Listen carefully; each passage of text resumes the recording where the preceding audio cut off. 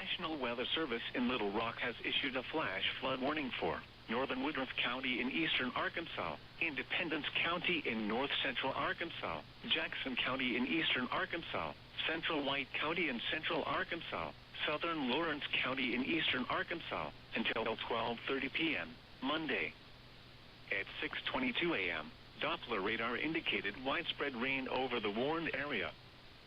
2 to more than 3 inches of rain has already occurred in much of the area.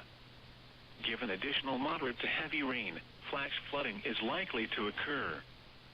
Some locations that will experience flooding include Searcy, Batesville, Newport, Walnut Ridge, Hoxie, Augusta, Bald Knob, Judsonia, Tuckerman, Kensett, Diaz, Newark, Swifton, Higginson, Pangburn, Grubbs, Pleasant Plains, Oil Trough, Russell, Jacksonport. Turn around. Don't drown when encountering flooded roads. Most flood deaths occur in vehicles.